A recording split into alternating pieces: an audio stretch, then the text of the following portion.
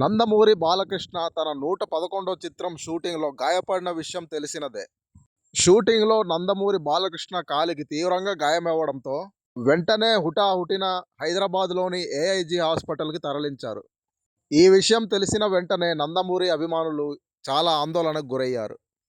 ఇప్పుడు AIG hospital doctors Nandamuri Balakrishna health bulletin విడుదల చేశారు.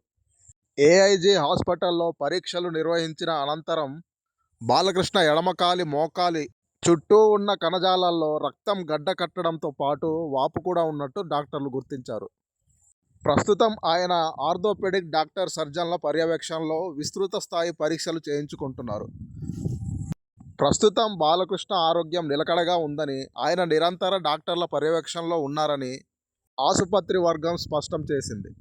కొనసాగుతున్న ఆరోగ్య పరీక్షలు పూర్తయిన అనంతరం బాలకృష్ణ ఆరోగ్యంపై వివరాలను తదుపరి హెల్త్ బులెటిన్లో విడుదల చేస్తామని డాక్టర్లు పేర్కొన్నారు. ఇదిలా ఉండగా బాలకృష్ణ త్వరగా కోలుకొని మళ్లీ షూటింగ్లో పాల్గొంటారని బాలకృష్ణ అభిమానులు ఆశాభావం వ్యక్తం చేస్తున్నారు. మరోవైపు ఎన్టీఆర్ మరియు కళ్యాణ్ రామ్లు కూడా బాలకృష్ణ తొందరగా కోలుకోవాలని ట్వీట్ చేశారు.